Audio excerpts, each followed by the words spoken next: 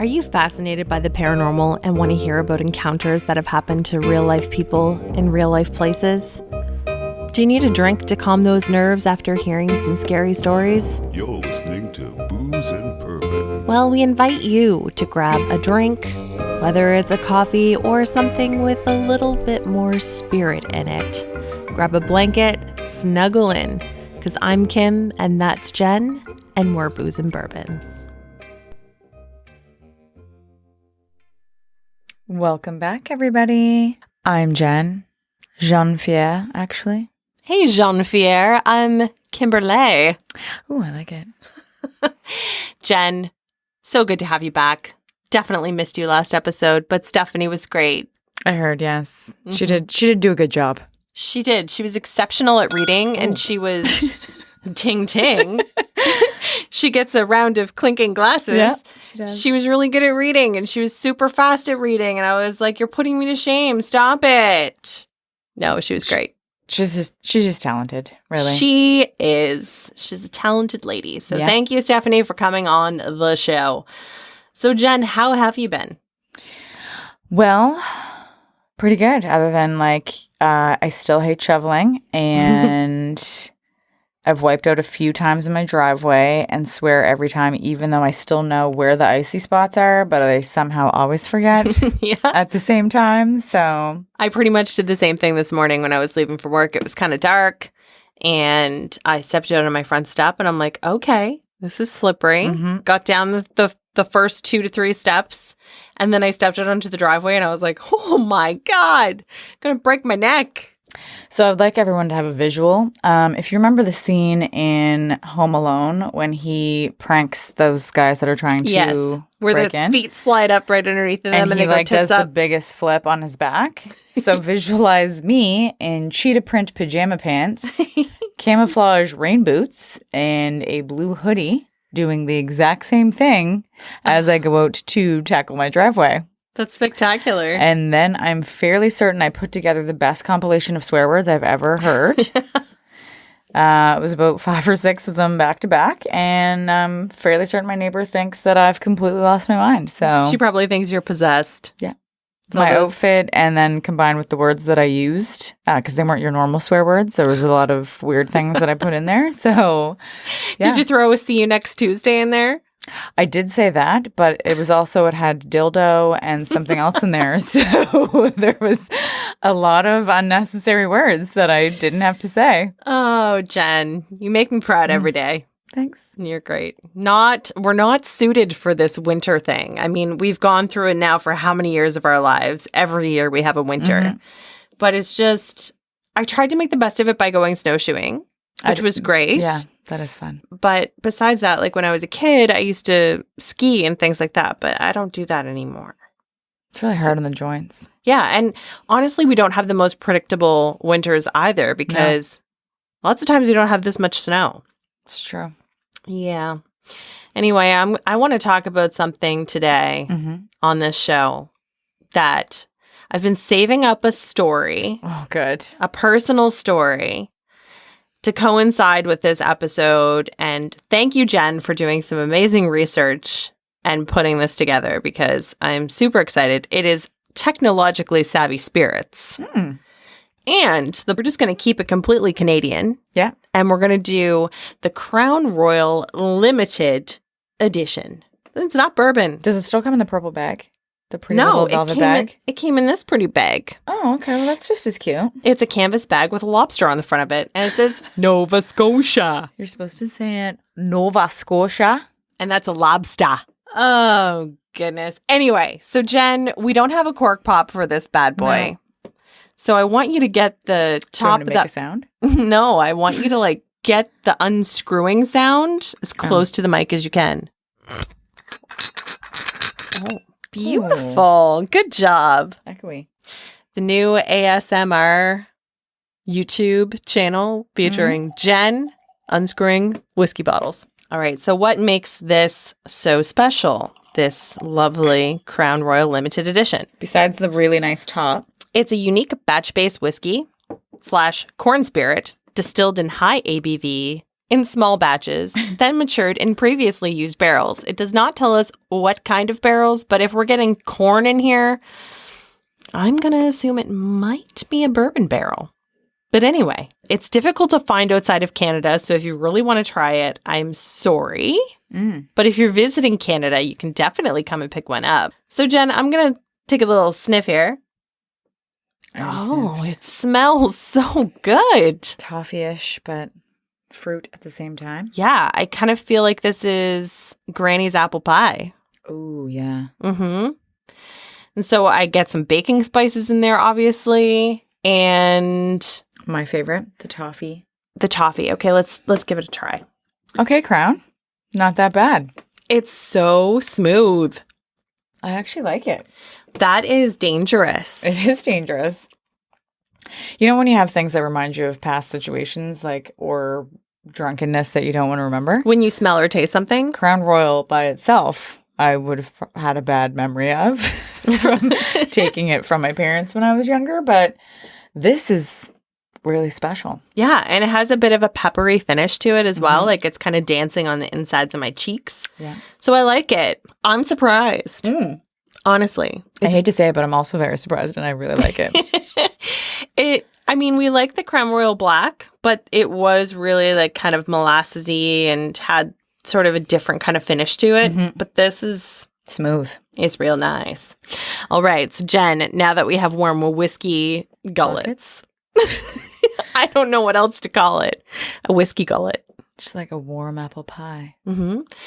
It's time for our favorite little game. Yeah. Would you rather? Okay, so we're going to stick with questions similar to our topic. Okay. So sadly, I've passed on. Oh, no. I've died. Oh, no. Would you rather me come back to interrupt your favorite shows randomly? You could be in the middle of like a really intense show and then I just push my face up against the TV screen, like almost like the pig nose, like up against the screen. Yeah. Try to like reach through just to annoy you a little bit more. Okay. Or randomly come on in your car while you're singing your heart out to like your favorite song. And then I just add in like my random choice of verse myself in the middle of your song. Yeah. Okay. That's a Either tough way, one. I'm catching you off guard, but It's a tough one. If you came through on my car stereo, I would probably go off the road. True. Then I'd join you wherever you are. Right. If you came on my TV with a pig nose, I'd probably have my phone close to me, so I'd videotape it. Just to let everyone know I came to say hi. Like, Jen was here today. I would play it at your memorial or a funeral. I'd be like, oh, by the way, she has one departing message for you all. Yeah. Here she is giving her best farm animal impression. Okay. Okay. All right. All right.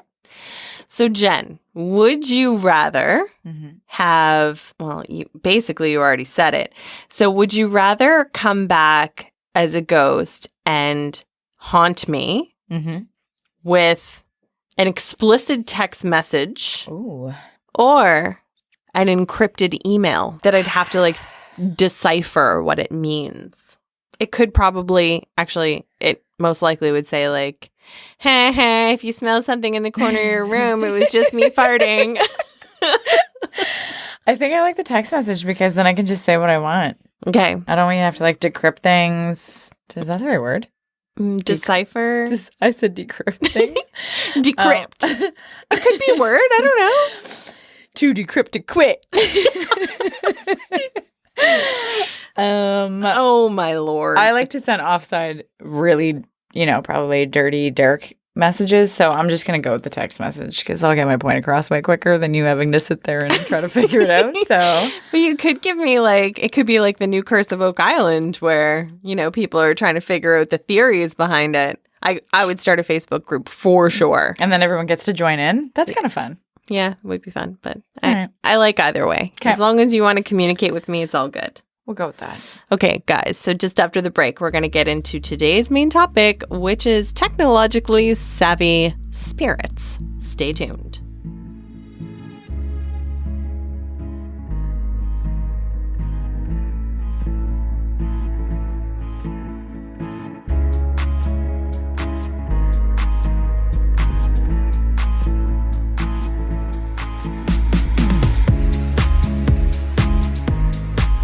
we're back. And boy, do we have some stories for you. Kim had a little extra creme royal on her break. So, okay. So we've got the topic for today of technologically savvy spirits. In our modern age, it's no wonder there are so many ways to communicate with spirit. It seems that older ghosts can occasionally have a hard time communicating with our newfangled devices, as we've seen in a couple of our investigations, where the ghosts couldn't necessarily communicate by using an EMF reader. But for the most part, they are able to communicate through voice recorders, spirit boxes, even cell phones. If they want to communicate with us on our level, it seems they can. Today, we're going to get into some stories that describe ways that ghosts have come through in this modern day and age. We even have some personal stories to talk about. So I think this is going to be a great episode. mm-hmm. Spirits are said to consist of energy that can be measured by electrical devices. So it only makes sense that they can manipulate electrical objects around you. They could try to get your attention by making your lights flicker or even turning things on or off. To give you a hint as to who it may be, they try to draw your attention to something specific, like turning up the radio volume on a song that they liked. And I think I mentioned this in a previous episode, but this happened with my neighbors across the street when their son had passed. Mm-hmm. So, Jen, are you going to get into today's first spooky story? Yes, I am. So this one I feel like would be relatable only because it's, newer age, Instagram, DMs, that kind of thing, kind of similar. So this came from realghoststories.com. She starts with, "This is my second encounter with the paranormal in my 22 years of life. I'm 22 years old and live near Guwahati City in India. After my first experience, I totally became active about the supernatural happenings around me, but did not notice anything because there are a few paranormal incidents that happened in our city and I heard. Now let's come to the incident. Let me tell you, I'm addicted to Facebook and other social networking sites, and that as this is common in teenagers." Well, preach to the choir. It's not just teenagers. No. "I had a friend called Rosie, whom I loved so much, but was not able to propose her. I thought if I propose her, she will break our friendship, so I decided to stay as friends. I chat with her on Facebook daily as she began to appear on the top of my online friend list. You all know with whom you text most comes to the top of the online chat list. So one day she met with an accident and passed away. When I came to know about her, I really cried aloud because once I truly loved her. But as time passed, I began to forget her because I had many other friends to spend my time." She was very popular, apparently. Yes. "There was no activity in her Facebook account because there was no one to operate it. But after 2 or 3 months later, one night I was browsing through the Facebook site. Suddenly, one new message appeared on my account. I thought maybe one of my friends had texted me, so I opened the inbox. Then what I saw was unbelievable. The message was from Rosie. My heart began to beat faster. I clicked on her profile and checked her timeline. There was no recent post, no status update or photo upload since her death. She wrote, 'Hey dude, what's up?' I replied after a while, 'Who are you?' I opened my messenger for faster texting, and in a few seconds the reply came, 'Can't you read my name? I'm Rosie.' I took a long breath and thought maybe her sister knew her password, so maybe her sister is playing a trick with me. I wrote, 'She is dead. I know you were Dolly,' which is her sister's name, so stop making a joke with me. I became really upset when I remember about her sister Rosie. In 2 to 3 seconds, a reply came, 'Oh, really? May I know why?' I said I loved her, but was not able to reveal it. She said, 'Are you a stupid or what? Why had you not told me? I also loved you.' She said, 'You mean I loved Rosie, not you?' After this message, I checked the time. It was 1:15 a.m. Again, the reply came in a few seconds. 'You stupid, I am Rosie, and I also loved you, Mr. Stupid. Let me tell you that Rosie always called me stupid.' I replied, 'Shut up, it's enough, don't play with me. If you are Rosie, then prove it.' She said, 'Ha ha ha, my sweetheart, turn on your bedroom light, let me see what you're wearing.' I said, 'Wait a second,' then I turned on the lights. She said, 'Oh, my sexy boyfriend, your black underwear is looking hot, and why have you set Donna's picture as your wallpaper? Do you love her right now? Now what about me?' Let me tell you that Donna is my friend, and Rosie also knew Donna. And the interesting thing was that I set the wallpaper that night after having dinner at 9:30 p.m. After reading the reply, I rushed to my parents' room and told them that I had had a bad dream. I can't sleep alone in my room. but I did not tell them about the incident because this is personal matter about my love. Dad came in to sleep with me in my room. I then blocked her account so that she can't text me. And until today, I feel like I'm being watched by someone in my room, but did not see anything. Or you've got someone that just wants to hack into an account and check out your webcam. Yeah, exactly. That's what I was thinking. I'm like, this could go one or two ways. I mean, this could be a cute way of her reaching out, or it could be a weirdo that's really just trying to see what you're wearing over there. Yeah. Have you watched Black Mirror? No. Okay. So there's like each episode is completely different. Has a different storyline and what have you. And there was this one episode where the girl lost her husband, and there was this website that if you were missing somebody that passed away, you could like input their profile and it would like generate voice recordings, it would generate a personality, it would generate all the stuff. So essentially you could go and quote unquote talk to the person that passed away and like hear their voice, and like when you get a text message it would be in their mannerisms and all this kind of weird stuff. And that's what that reminds me of. Yeah. Okay. It's kind of weird. I'm gonna have to catch up on a little Black Mirror then. Yeah. There's some that are really sketchy and some that are pretty good. Okay. All right, so the second story comes from mysteriousuniverse.org. One of the more interesting incarnations of hauntings to emerge in the past century is the rise of ghosts that seem to be drawn to TVs, allegedly traveling into these devices through unknown means and reaching out through the screen into our living rooms and indeed our nightmares. Tales of ghosts and television sets have been around for almost as long as the medium. Since the technology first became available to the masses, there have been claims that spectral forces had a way of speaking through them or even using them as platforms from which to vault into our world. In the beginning, such reports were most likely due to the public uncertainty of this new technology and its innate mysteriousness, with the tendency for earlier TVs to frequently have ghost or double images, fog, sound distortion, and strange static patterns, all of which serve to spook the general public. All of this made the TV ripe for stories of hauntings and spectral images broadcast into people's living rooms, a bizarre world beyond our own where spirits and ghosts could fly through the airwaves.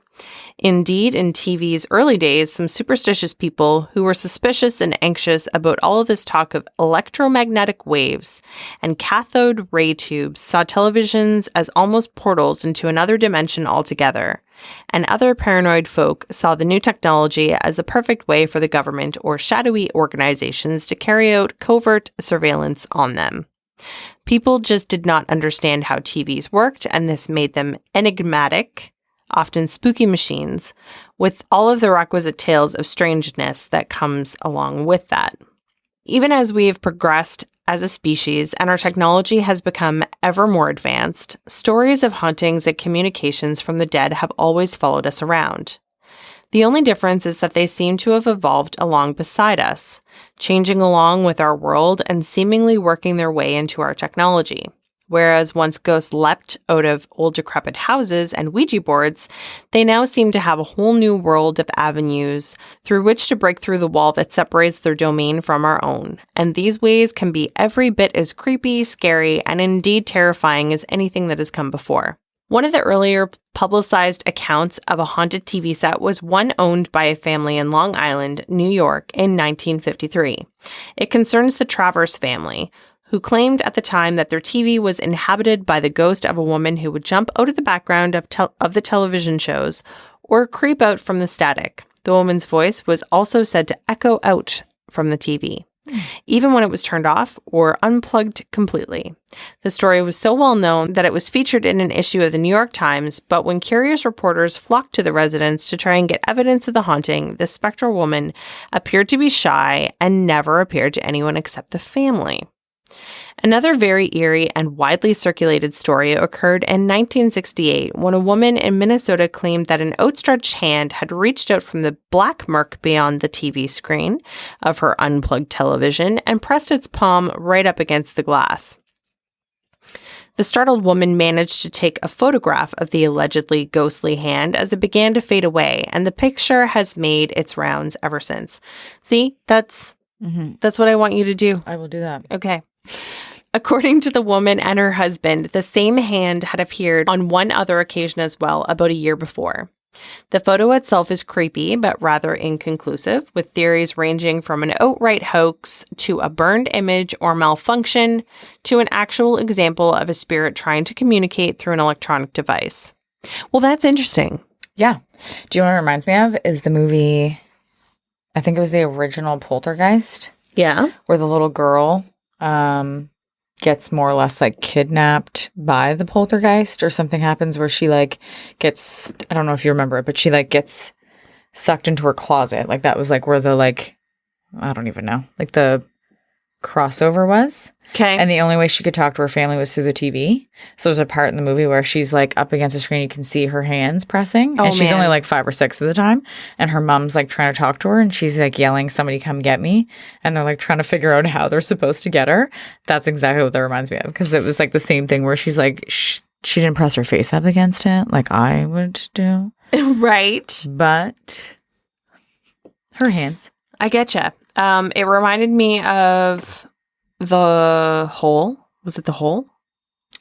Not The Hole. The Grudge? No. Yeah. Yes? Was it The Grudge? The Grudge, she comes out of the TV. Yes, it was The Grudge. Okay. So it reminds me of The Grudge. That's the kind of shit I'm talking about. I want to like push my face up against the screen and then like slowly slide out onto your floor. Ew. Don't. You'd be all wet. With my little like stinky. tattered white shirt that she's wearing, and like I'll do a couple hair flips and then go back in. Good God. Hair flips. You know? Okay, Lizzo. Just so you know it's me. Oh my God. I'll twerk for a second, flip my hair and go back in the You're going to TV. do a hair toss and then check your nails. Yeah. Okay. That's it. Baby, how you feeling? Okay. Well, now's about time for me to tell you a story. Okay. Tell me. Now, I have not talked about this before. I did talk a little bit about it on the Haunted AF podcast, which just came out the other day. But Christmas Eve, we had a very beloved family friend pass away in May. And I don't quite know how to describe her to anybody other than like, I feel like she was like my second mom. Like she was there through good times, bad times. She was always with my family since I was like 2 years old. So when she ended up passing away, obviously I was extremely upset, as was my brother and his family, because she spent a lot of time with them. And I've got 2 nephews that she used to look after too and babysit. And she was just a very integral part of our family. And so on Christmas Eve, my husband Ryan and I were over at my brother's house. And my sister-in-law had informed me that she had left a Christmas present for me, which I was like, wow, okay. That was in May that she passed. This is like, okay, tug at my emotional heartstrings. So her name was Cheryl. Not going to tell you her last name, but her name was Cheryl. And so Cheryl had left this present for me and one for my sister-in-law, Amanda, and one for my brother. And it was about 8:30 when she gave me the present. And so, you know, feeling a little choked up, Ryan and I left, and it was about 10 o'clock, and I get a phone call from my brother on Christmas Eve. And of course, since my mom broke her hip twice, I'm kind of on high alert when a family member calls me, especially on Christmas Eve at 10 o'clock at night. And the first words he says to me are, "I've got a story for you." And I'm like, "Oh, is everything okay?" "Oh, yeah, everything's okay." And then he said, "Kim, I don't really believe in this stuff, but something just happened, and I don't quite know what happened." And I'm like, "All right, what's the story?" He's like, "Well, I went down to my garage," which he often does in the night, and he's got a wood stove down there. So he was feeding the wood stove, and he put the last log in and went to turn off the light. And he was distracted because his phone was ringing in a really, really strange ringtone. And he's like, "I don't recognize this." So he looked at his phone and he realized it was a FaceTime. And it was Cheryl with her last name at iCloud.com. I still get shivers, and I just wish he would have answered the damn phone. My sister-in-law was Why? like so mad at him. She was like, why didn't you answer? He was answered. way too freaked out. I can see why you would be. I would have been too. But like at the same time, like that would have been like monumental. Like answer just to see. And I know. And the whole irony behind it too is if like, well, first of all, we don't think she ever had an Apple anything. No. Yeah. And if for some reason she did and somebody hacked into her account, of all people, would they have like downloaded her contacts and then just picked my brother out of all of them to be like, oh, I'm going to, give him a call Let and me try this one. Christmas Eve. Yeah. So it's totally random. But the other thing that's interesting about the story is that the garage is quite a distance away from the house. Mm-hmm. And when Cheryl would be up at the house looking after the boys or whatever, and my brother would be down in the garage. Yeah. She knew he was down there all by himself, and she'd call him. She'd be like, hey, what are you doing? What are you up to? Like, having fun down there? When you come up, can you bring me this? That's what she would do all the time. And that's what he said. He's like, she loved Christmas, and she always used to call me when I was down here. He's like, I just don't understand it. I love it. I still like, I've obviously heard this story and it gives me goosebumps. Yeah. Still, and I really like it. It's a good one for sure. And he did take a screenshot of his phone to show the notification that he had a missed FaceTime call from her. So that was pretty crazy. Yeah. Yeah. That's definitely one. And next time, if it happens again, Yeah. I hope he answers the call. Me too. And then there's some other things that have happened to us. Like when we were doing our investigation at the Sherwood Cemetery, we definitely got a lot of communication through our spirit box and on the voice recorder, which is wicked. Yeah. And then when we did the investigation at the train station, we had this equipment malfunction where like the majority of the evidence that we had just disappeared, whether it was video or audio, just gone. Yeah.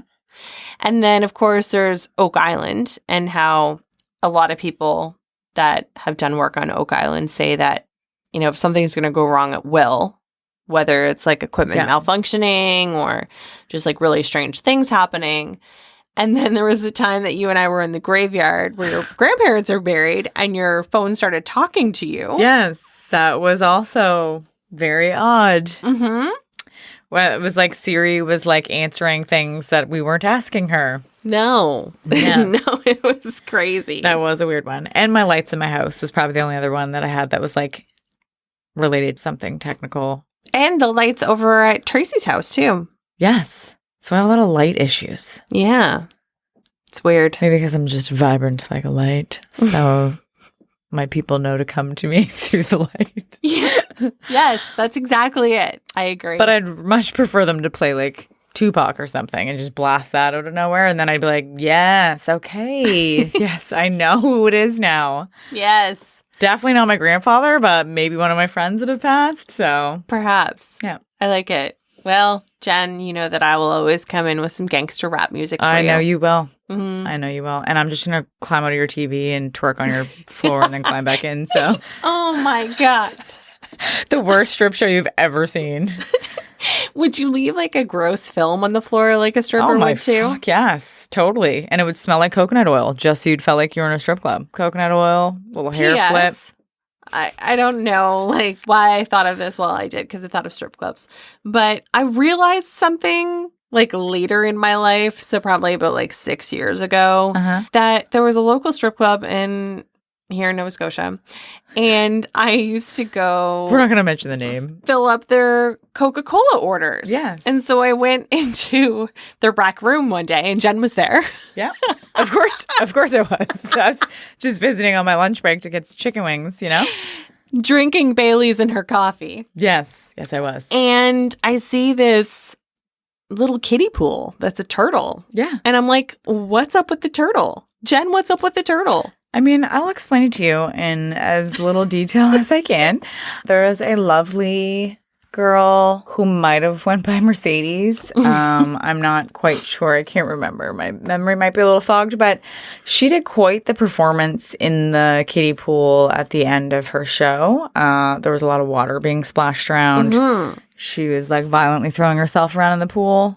So that's why they need the kiddie pools, because they get covered in water and they can't make a mess on the stage. No, but there was always a mess. I'm just going to say it was quite messy. And a lot of the patrons, I'm sure, got dampened with the things that were coming out of the pool. So it was really like a full-on experience that you got there. Like it's, it was really great. I only, witnessed maybe 30 of those, maybe more. I only went there since I was 19. So P.S. Jen is not a stripper. I wasn't actually. No. Maybe deep down inside I was, but I wasn't really there. No. All right. Well, guys, since we went down a very slippery slope, we'll say, that pretty much covers today's episode of Booze and Bourbon. But if you want to find out more about me and Jen, you can find us on social media. You can find us on Instagram at Booze and Bourbon. That's BOOSAND, Bourbon. And you can also find us on Facebook, which is Booze and Bourbon, the podcast. And we always love to get your emails, whether it's a personal story or you just want to say, hey, what's up? Can we talk about bourbon? Sure. Email us at boozeandbourbon@gmail.com. Or if you want to give us some would you rather questions, we like that too. And we also love it when you guys subscribe to our podcasts on pretty much any podcast platform there is out there, including YouTube. And we also love it when you rate and review us. And please give us 5 stars. Please. 5 Thank stars. You. I may just come visit you when I pass away through your TV and perhaps even bring a kiddie pool and do a great performance in my very dead state. I'm sure it'd be awesome. I think people would pay a lot of money for that. I think Zach Baggins would. I know you're all just dying to see it. Haha, dying. You're funny. Yeah. And also, we just wanted to mention that we have a really cool Patreon page going on. So if you want to check that out, there are 2 tiers where you can become a lovely patron and you can find out what we're going to talk about on the next episode and what we're going to be drinking on the next episode with a little video teaser. So if you want to check that out, go to patreon.com/booze and bourbon. I mean, if you ever want to see us do something, specific in our videos as well, like you have like an idea, then add that in there too. Please do. We're always up for suggestions. I always like a good dare as well. Just putting that out there. Yeah. Guys, well, thank you again, and we will talk to you next Friday. Thanks, guys. Bye-bye. Booze and Bourbon is part of the ABV network. For more information or to advertise on the show, please head over to abvnetwork.com. Thanks for listening, and cheers. This has been a Steve Akeley production.